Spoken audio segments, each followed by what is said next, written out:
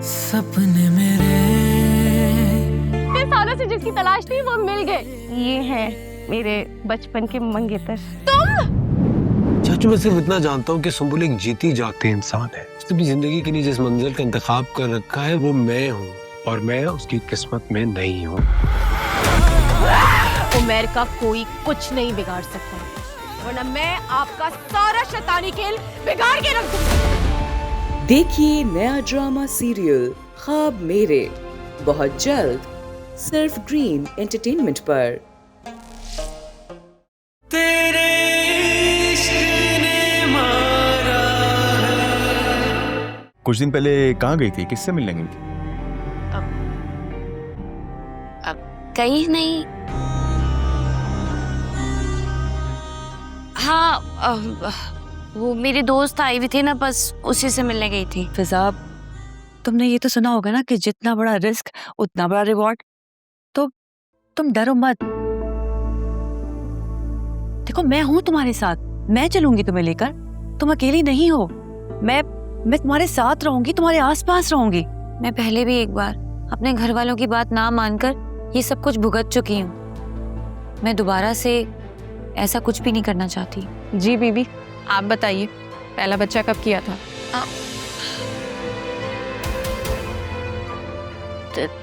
10 साल पहले। बच्चे कितने तुम्हारे? एक बेटा है मेरा 10 साल का, वो भी उसका बाप उसे ले गया, लेकिन मेरा उससे कोई राब्ता नहीं है अब तक। ये कोई OTT की सीरीज चल रही है? तुम शान से उसके ऑफिस जाओगी और उसका एतराफ़ जुर्म अपने मोबाइल पे रिकॉर्ड करके वापस भी आ जाओगी, और अगले दिन पुलिस वाले उसके ऑफिस जाएंगे और उसकी कोर्ट में पेशी होगी और उसको 30 साल की सजा भी हो जाएगी। राइट, ऐसा ही है? तो फिर और कोई ऑप्शन है? एटलीस्ट अगर मेरे पास कोई ऑप्शन नहीं है ना फिजा, तो मैं फजूल के आइडियाज नहीं सोच रहा हूँ।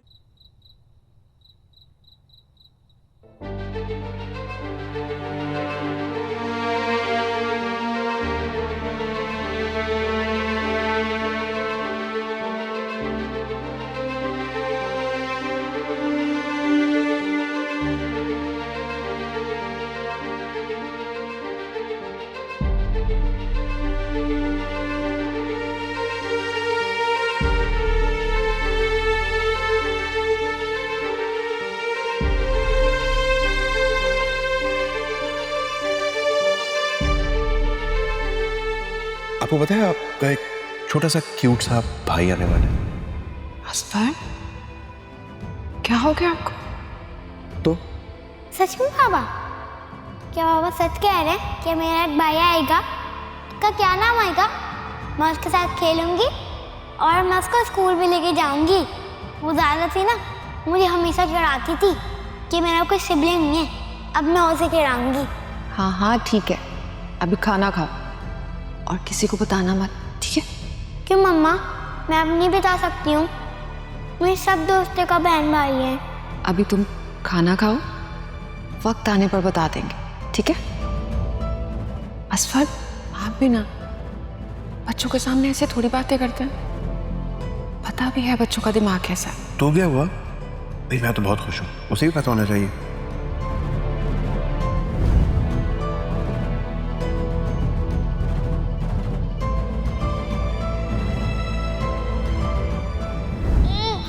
जोया से तो कम ही एज है मेरी, और मुझे पता होता ना कि तुम कंगले फकीर हो तो मैं तुम्हें घास भी नहीं डालती। ऐसे निकम्मे निखट्टू मट से बेहतर है औरत अकेले ही जिंदगी गुजारे। बड़ा आया मुझे बातें सुनाने वाला। अभी मैं तुम्हें घर से बाहर निकालूं ना तो रोड पर रातें गुजारना पड़ेंगी तुम्हें, या तो किसी पुल के नीचे। तुम्हारी जेब में तो 2 रुपए भी नहीं है कि कहीं जाके तुम रेंट पे ही घर ले लो। बंद करो वरना मुंह तोड़ दूंगा तुम्हारा। हाँ, मारो मुझे, मारो। फिर देखो मैं तुम्हारे साथ क्या करती हूँ। पुलिस में FIR कटवाऊंगी और फिर जब वहां पर जूते पड़ेंगे ना तो लग पता जाएगा, सारे होश ठिकाने आ जाएंगे। और मैं कोई जोया नहीं हूँ जो तुम्हारे जूते भी खाए और जूते सीधे भी करे। मैं तुम्हें ना कुच्चा चबा जाऊंगी।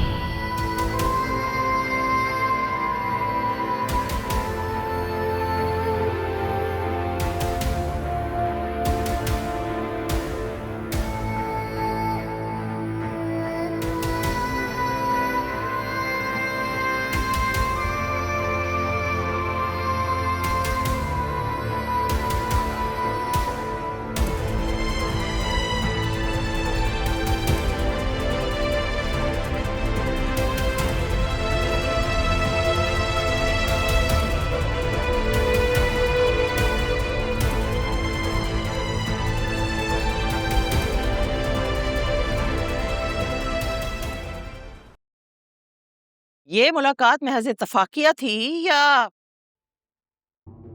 तुम्हारी बीवी ने उन्हें वहां मिलने के लिए बुलाया था? मम्मी कभी तो टॉन्ट करने से अवॉइड किया करे। आपको क्या लगता है कि आलिया उन्हें बुलाएगी और वो खुशी खुशी चली आएंगी यहाँ पे? वो बस इत्तेफाक से उसकी मुलाकात हो गई थी वहां पे। तुम कहते हो तो मान लेती हूँ, वरना तुम्हारी बीवी को तो हमारे घर के मामलात में जबरदस्ती घुसने का शौक तो बहुत है। आंटी, दूसरों को इल्जाम देने से पहले ना एक बार सोच लिया करें। मैं जुनैरा की दुश्मन नहीं हूँ और मेरी उन लोगों से जो भी बात हुई थी वो मैंने आप लोगों को बता दी। अगर जुनैरा से मोहब्बत की इतनी दावेदार हो तो उन्हें समझाती ना कि जुनैरा को कबूल कर लें। माशाल्लाह, ढिठाई हो तो ऐसी, अपनी गलती कभी नहीं मानोगी। मेरा तो ये ख्याल है कि हमें उनके घर जाना चाहिए और कोई फैसला करना चाहिए। कैसा फैसला? मेरी बच्ची ब्याह कर ससुराल जाएगी और बस। हाँ, ताकि वो सारी उम्र बच्ची को ताने देते रहें और बुरा भला कहते रहें और ये सब कुछ बर्दाश्त करती रहे। अरे अम्मा, शादी के बाद सब ठीक हो जाता है, कुछ नहीं होता ऐसा वैसा, और बच्चों के बाद तो ये सारी बातें सब भूल जाते हैं। मैं सारी गलती अपने सर ले लूंगी और अनीता से हाथ जोड़ के माफी भी मांग लूंगी, बस। नौशीन, मेरी बात सुनो, अभी कोई जादू ऐसा इजाद नहीं हुआ जो औरतों के किरदार पे लगे दाग को मिटा दे। और माफी मांगोगी तुम, वो भी अनीता से। ये तो आलिया थी कि उसने बात सुन ली। अब ऐसी भी कोई बात नहीं है अम्मा, इतने भी बुरे हालात नहीं है हमारे। अरे अभी वो गुस्से में है ना, इसलिए उसने मुझे ब्लॉक कर दिया। अब देखिएगा, जब कभी मेरी अनीता से बात होगी तो वो ऐसा वैसा कुछ भी नहीं करेगी। बहुत मानती है मेरी वो। मम्मी, आप किस दुनिया में रहती हैं? वो लोग बहुत सख्त नाराज हैं, साफ नजर आ रहा है। मुझे तो आलिया की बात बिल्कुल मुनासिब लग रही है। अगर उन्होंने जुनैरा को कबूल भी कर लिया तो उसे कभी इज्जत नहीं देंगे। जुनैरा का माजी हमेशा याद रखा जाएगा और मैं नहीं चाहता कि मेरी बहन को ससुराल में कोई किसी किस्म का ताना दे या सलील करे। वैसे तुम्हारी बहन एक बार बेवा हो चुकी है, अब क्या उस पे तलाक का दाग भी लगवाओगे तुम? देखो, तुमने सुना ही होगा बड़े लोगों से, जो बोता है वही काटता है।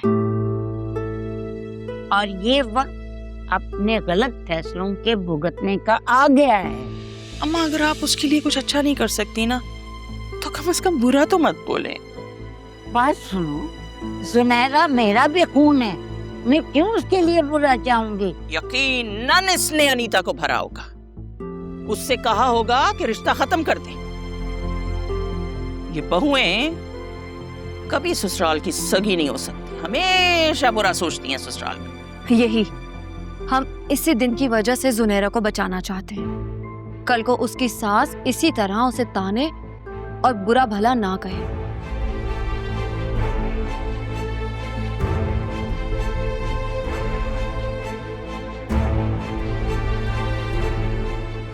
कोई भी माँ अपनी बेटी की जिंदगी यूं बर्बाद करती है।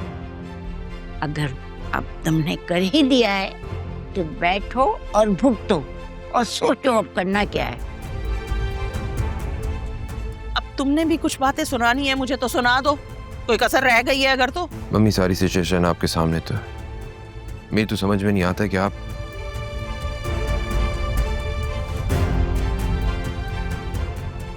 तुम सब दूध के धुले हो। बस सारी गलती नौशीन की है, मुझ पे डाल के सब बरी जिम्मा हो जाते हैं।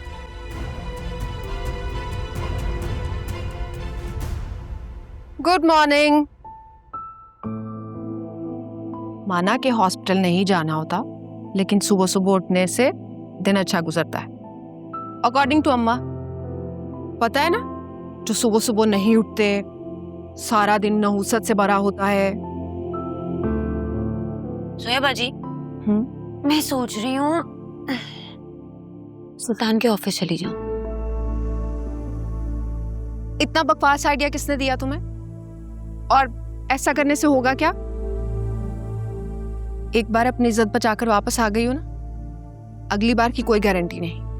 और वो तो पुराना पापी है, तुम्हें क्या लगता है तुम इस तरह से उसका जुर्म कबूल करवा लोगी और उसे जेल करवा सकती हो?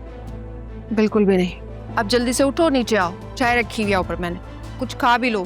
फिर पता है ना, सारा दिन खाली पेट बुरे बुरे ख्याल आते रहते हैं। जल्दी से आ जाओ।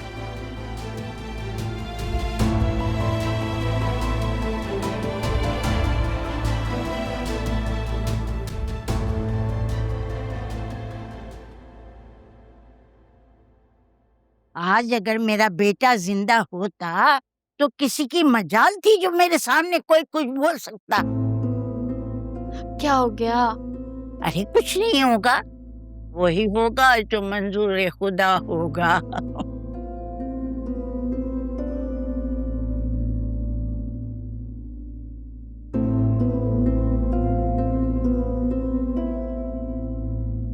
दादी मैं बहुत बुरी हूं ना, मैंने आप सबको परेशान करके रखा है। आज उस दिन जिस दिन मैं अपनी जान ले रही थी, आप लोगों ने मुझे रोका ना होता। खबरदार अगर कभी ऐसी बात मेरे सामने की भी। अरे बेटा, जिंदगी एक बार मिलती है, ये अल्लाह की अमानत होती है। वो कहते हैं ना, इसे खोना नहीं और खो के रोना नहीं।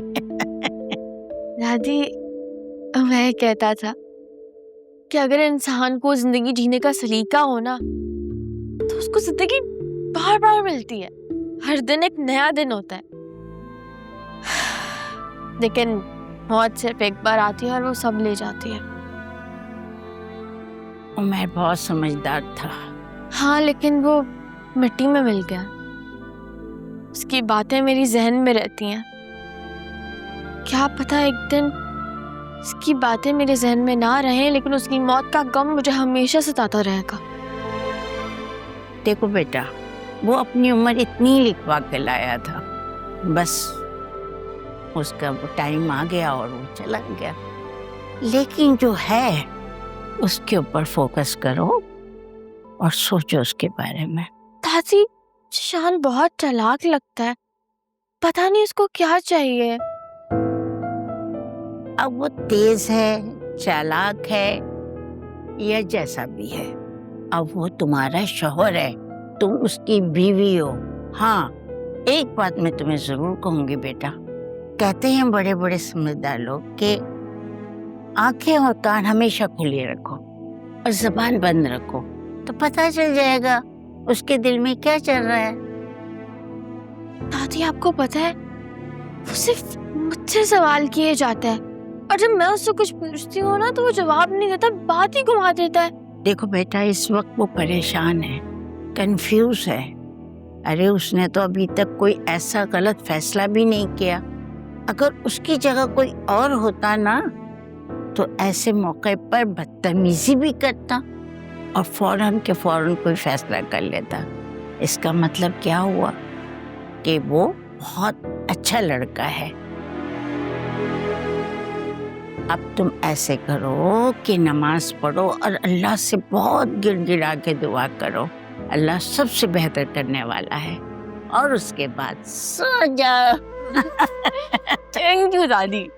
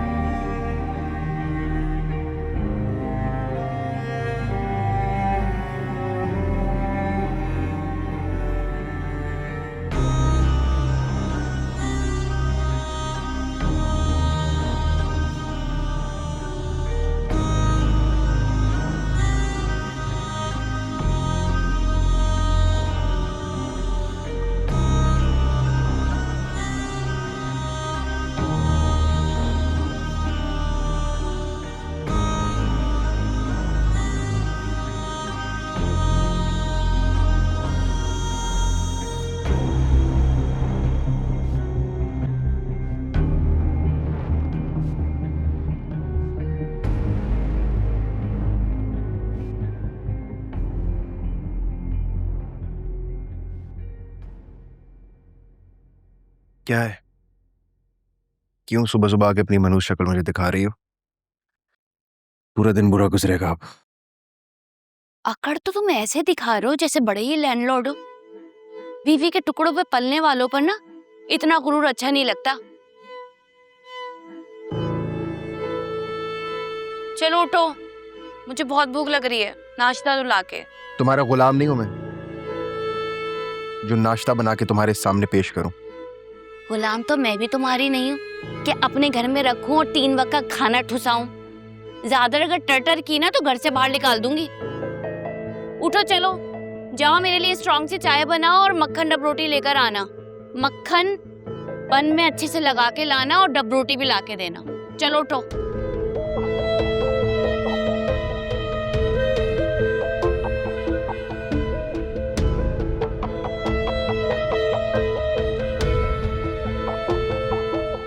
बहुत सर में दर्द हो रहा है।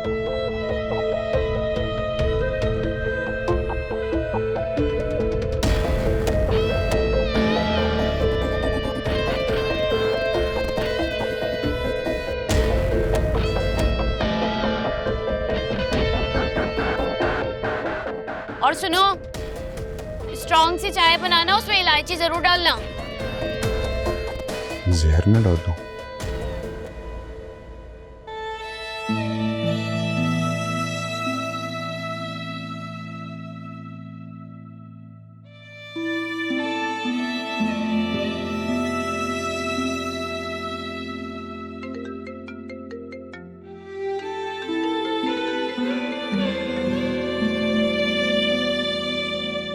हेलो, अस्सलाम वालेकुम।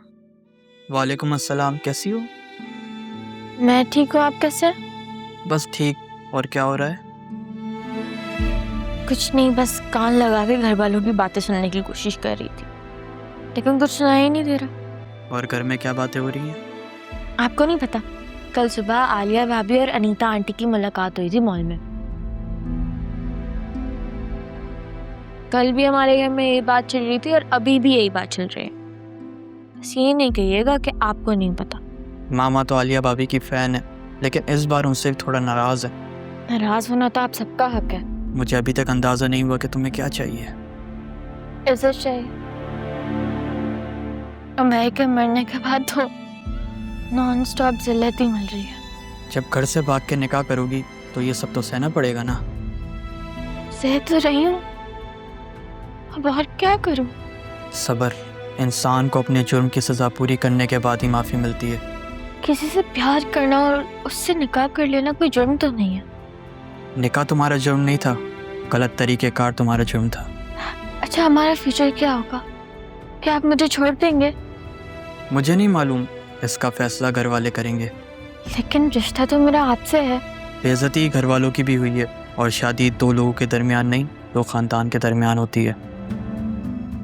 अच्छा, आप ऐसा करें कि मुझे तलाक दे दें। वो क्यों? मुझे नहीं लगता कि मुझे आपके घर सारी जिंदगी वो इज्जत मिलेगी जो एक लड़की बहू डिजर्व करती है। लेकिन तुम मुझे अच्छी लगती हो। थैंक यू, लेकिन सिर्फ अच्छा लगने से काम नहीं चलता। यही तो मसला है। तुम्हें मालूम है, जब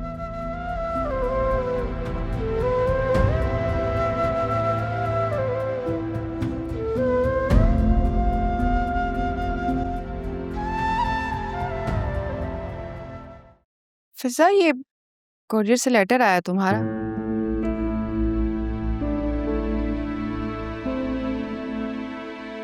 खोल कर नहीं देखोगी? नहीं, मुझे पता है इसमें क्या है। क्या है? मेरा टर्मिनेशन लेटर। जॉब से निकाल दिया है मुझे। क्या? जॉब से निकाल दिया? लेकिन क्यों? अच्छा, कोई बात नहीं, चंद दिन आराम से घर में बैठो, फिर तो बाद में शादी हो जानी है इंशाल्लाह। फिजा, कैसे चली गई तुम्हारी जॉब? तुम तो इतनी अच्छी डॉक्टर हो। जाहिर सी बात है, अपने आप को अच्छा डॉक्टर साबित करने के लिए आपको हॉस्पिटल भी जाना पड़ता है। जब से ये सुल्तानी नामी फितना मेरी जिंदगी में आया है ना, मेरा सब कुछ छूट गया है, हॉस्पिटल जाना छूट गया है। जब इतनी छुट्टियां करूंगी तो क्या होगा? टर्मिनेशन लेटर ही मिलेगा ना, जॉब से निकाल दिया जाएगा। निकाल दिया। कितने अफसोस की बात। अम्मा इतनी मेहनत की है इसने उस हॉस्पिटल में जॉब के लिए। आपको पता है 4 इंटरव्यूज क्लियर किए हैं उसने। अब बस ज्यादा भड़काओ मत इसे। जो होना था हो गया। घर में बैठकर कम से कम इज्जत तो महफूज है। हमारे लिए यही काफी है। सुन लिया।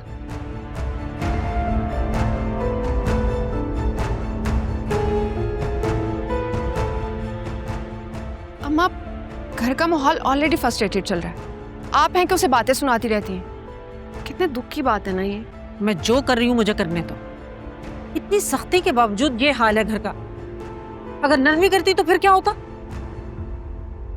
अम्मा क्यों परेशान होती हैं? सब ठीक हो जाएगा। पता नहीं कब ठीक होगा। जब मैं इस दुनिया से चली जाऊंगी तब सब ठीक होगा।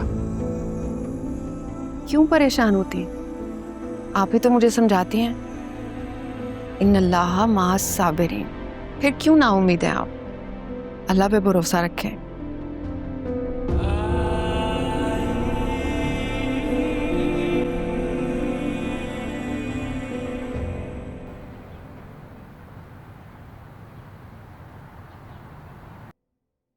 कभी कभी तो ऐसा लगता है जैसे पुलिस उसके साथ मिली हुई है। कोई सिरा हाथ नहीं लग रहा। कोर्ट हियरिंग के दिन भी करीब आ रहे हैं। अगर उसके खिलाफ कोई सबूत या गवाह हाथ नहीं लगाना तो ये केस खत्म हो जाएगा और वो फौरी तौर पर रिहा हो जाएगा। और रिहा होने के बाद आपके घर वालों को मजीद टेंशन देगा। एग्जैक्टली। कुछ समझ में नहीं आ रहा कि क्या करें। बाय द वे वो फिजा ने कुछ वीडियोस बनाए थे ना, उनमें से कोई पॉजिटिव रिस्पॉन्स आया? मतलब कोई ऐसा शख्स, कोई ऐसी लड़की जिसकी सुल्तान के साथ कोई हिस्ट्री हो? कुछ लोग तो थे, लेकिन ऐसा कोई एविडेंस हाथ नहीं लगा जो अदालत में पेश किया जा सके।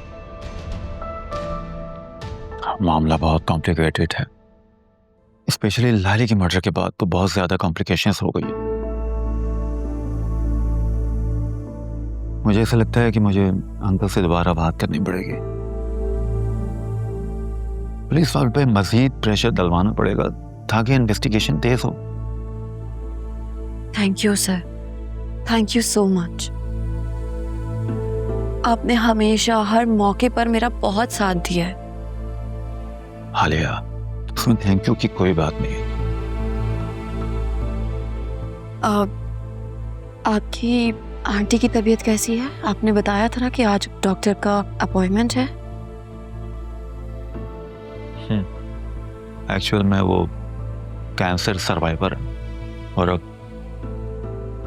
हार्ट प्रॉब्लम हो गई तो काफी ज्यादा कॉम्प्लिकेशंस हो गई। इलाज चल रहा है। इंशाल्लाह वो जल्द ठीक हो जाएंगी। इंशाल्लाह। बाय द वे वो तुम्हारे इन-लॉज में सब ठीक है? वो तुम्हारे देवर के साथ भी सुल्तान ने कोई फ्रॉड किया था ना? हाँ, वो शख्स तो जैसे किसी मॉन्स्टर की तरह हमारे खानदान के पीछे पड़ गया है। सब कुछ ठीक हो जाएगा इंशाल्लाह। बाबा से कहना कि घर से बाहर निकलने में थोड़ा सा एहतियात करें। वो तो पहले ही बहुत खौफजदा हैं। अगर आपका मैसेज दे दिया ना उन्हें तो वो मजीद पैनिक कर जाएंगे। हाँ अच्छा, चलो मैं खुद उनसे कॉल पे बात कर लूँगा। हाँ ये बेहतर रहेगा। सर आप कह रहे थे ना 1-2 ज़रूरी ईमेल्स हैं, वो आपने मुझे फॉरवर्ड कर दी? वो मैंने कर लिया, आप प्लीज। मैं बिल्कुल अभी चेक कर लेती हूँ। Thank you.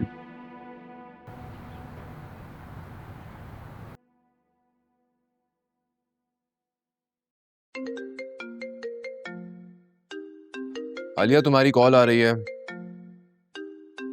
किसकी कॉल है? तुम्हारी फ्रेंड शाज़मीना।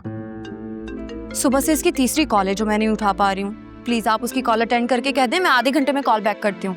ओके। हेलो आलिया वो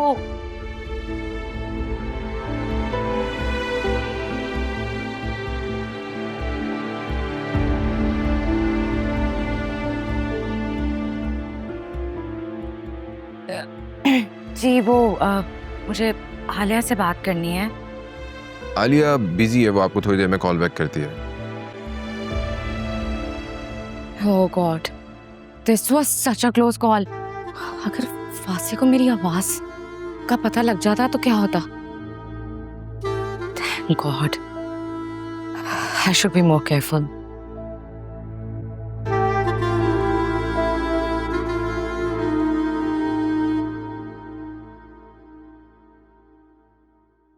बना भी दो कॉफी आलिया, कम ऑन। दोस्तें, job, personal life, peace of mind, Sultan ने ना एक एक करके ना सब कुछ मुझसे छीन लिए। घर में तो ऐसे जैसे मैं कैदी बन के रह गई हूँ, और आज तो हॉस्पिटल वालों ने भी मुझे निकाल दिए। फिजा, मेरे पास तुम्हें तसल्ली देने के लिए कुछ अल्फाज भी नहीं है। काश मैं तुम्हारी कोई मदद कर सकता। अगर तुम कहो तो मैं हॉस्पिटल जाके तुम्हारे बिहाफ पे बात कर सकता हूँ उनसे। नहीं, इसकी जरूरत नहीं है। तुम्हें पता है, जब से मैं किडनैप हुई हूँ ना और मैंने वीडियो बनाई है, तब से हॉस्पिटल वालों का मुझसे मूड ऑफ है। उनका कहना है कि हम किसी कंट्रोवर्सी में इन्वॉल्व नहीं हो सकते। बस उनको मौका मिल गया, उन्होंने मेरी लॉन्ग एब्सेंस को बहाना बनाया और मुझे फायर कर दिया।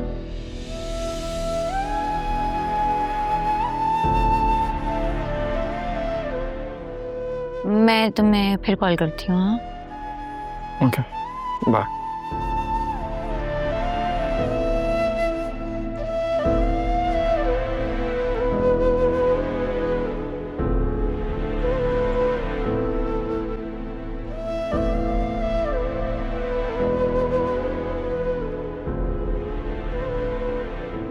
क्या बात है, उदास हो? नौकरी जाने का गम है? नहीं बाबा, नौकरी की परेशानी नहीं है, वो तो दूसरी भी मिल जाएगी। परेशानी तो इस बात की है कि हम बेकसूर हैं, हम फिर भी उसके ट्रैप में फंसते चले जा रहे हैं।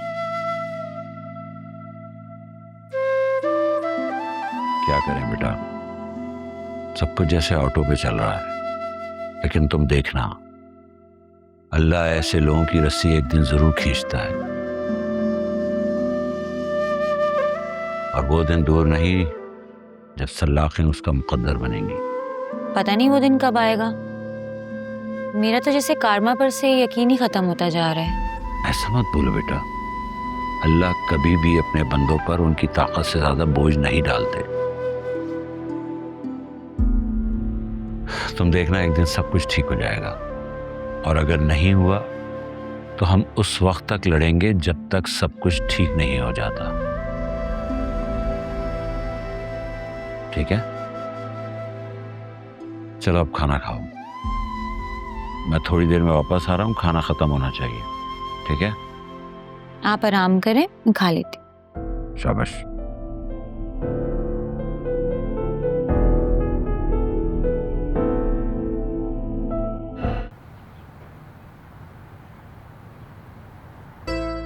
वैसे आज का खाना बहुत लाजवाब था, मानना पड़ेगा आलिया। तुम कभी कभी कुकिंग करती हो, लेकिन जब भी करती हो ना, बहुत लाजवाब करती हो। Thank you. आपको अच्छा लगा, मेरे लिए यही काफी है। बहुत अच्छा लगा मुझे। अब आई एम सो सॉरी, सुबह से शाज़मीना की कॉल रिसीव नहीं कर पाई, अभी करनी होगी। श्योर। हेलो हेलो आलिया, कैसी हो तुम? मैं ठीक हूँ। आई एम सो सॉरी, आज मैंने सुबह से तुम्हारी कॉल रिसीव नहीं की। वासी, इट्स ओके। लेकिन तुम्हारे हस्बैंड ने मेरी कॉल क्यों पिक की थी? हाँ, मैं बिजी थी तो मैंने इनसे कहा था कि तुम्हारी कॉल रिसीव कर लें। वो तो ठीक है, लेकिन मुझे बिल्कुल अच्छा नहीं लगा कि तुम्हारे हस्बैंड ने मेरी कॉल पिक की है। मुझे बहुत अजीब लगा है। इसमें अजीब लगने वाली कौन सी बात है? और ये तो जानते ही हैं कि तुम मेरी बहुत अच्छी दोस्त हो, और इनफैक्ट ये अभी भी मेरे साथ ही बैठे हुए हैं।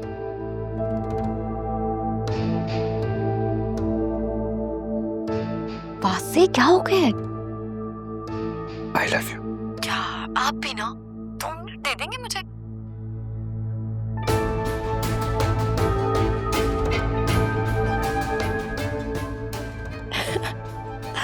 हाँ, सो सॉरी। तुम्हें क्या हुआ है? तुम खामोश क्यों हो गई हो? सब ठीक तो है ना?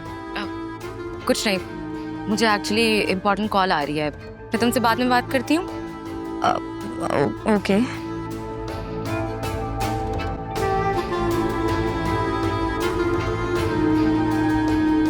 क्या हुआ?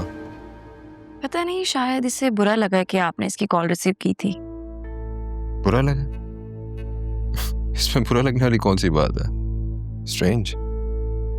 हाँ, पता नहीं। हद हो गई।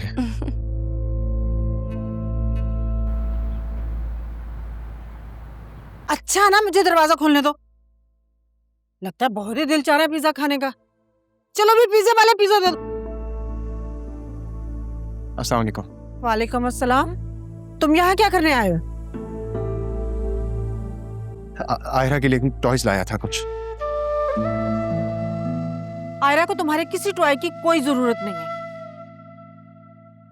मैं जानता हूँ, शायद इसको मेरी भी कोई जरूरत नहीं। पछता रहे हो अब? आपको क्या लगता है?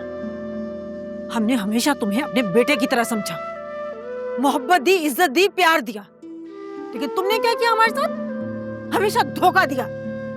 सॉरी। खुद दे दो इसे।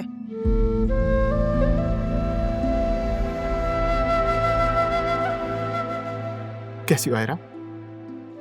ठीक हो? मैं अच्छी हूँ। मेरे लिए क्या लाए? आपके फेवरेट टॉयज।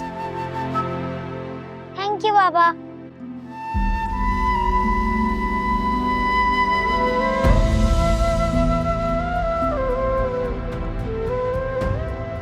अब जाओ यहाँ से, इससे पहले कि असलम साहब और जोया देखें और नाराज हों। हमारी बेटी ने तुम्हारे बगैर जीना सीख लिया है, अब अपनी बेटी को भी बाप के बगैर रहने दो। जाओ यहाँ से, और आइंदा यहाँ कभी मत आना। जरूरी नहीं है कि हर बार मेरा दिल तुम्हारे लिए नरम पड़ जाए। जाओ यहाँ से।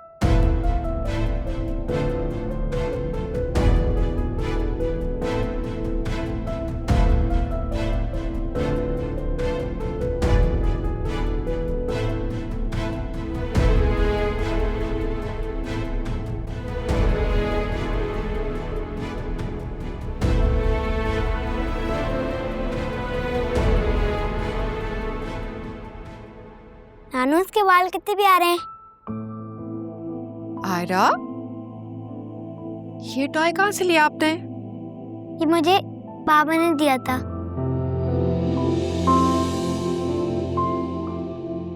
आयरा, बेटा अपना टॉय लेके अंदर जाओ, मुझे मोहम्मद से बात करनी है।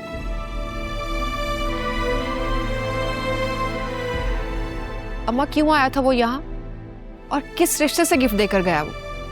जब हम साथ थे तब तो 1 रुपया खर्चने की तौफीक नहीं थी उसको, और अब हातम ताई की कब्र पर लाते मारी जा रही है। क्यों? वो उसका बाप है, उसे मिलने से कैसे मना कर सकती हो? खून के रिश्ते भी कभी खत्म हुए? और वो कौन सा रोज रोज मिलने आ रहा है? और मैंने कौन सा उसे अंदर आने दिया, दरवाजे से चलता कर दिया? अम्मा, आपको ये गिफ्ट उससे नहीं लेना चाहिए था। हमारा अब कोई ताल्लुक नहीं है उससे। ताल्लुक तुम्हारा खत्म हुआ है, उसकी बेटी का नहीं। वो उसका बाप है और हमेशा बाप रहेगा, भले तुम उसे ना मिलने दो, उससे कतई ताल्लुक हो जाओ, लेकिन वो बाप तो सदा रहेगा। सच पूछो तो आज उसे देखकर मुझे भी शदीद दुख हुआ है। उसकी आंखों में आंसू थे, मुझे ऐसा लग रहा था जैसे वो अपने किए पर नादम है। अब इस नदामत और आंसुओं का हम क्या करें?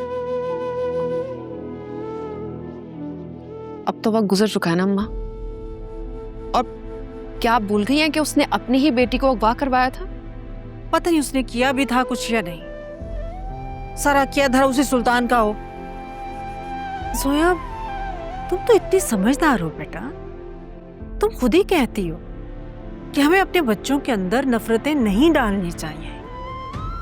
नफरतें बच्चों के अंदर पलकर तनावर दरख्त बन जाती हैं और अपनी जड़ें कायम कर लेती हैं।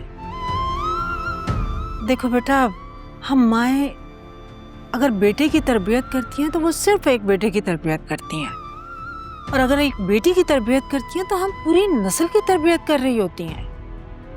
देखो बेटा, आयरा को वक्त दो, उसे बड़ा होने दो, उसे अपनी आंखों से देखने दो और अपने दिमाग से समझने दो।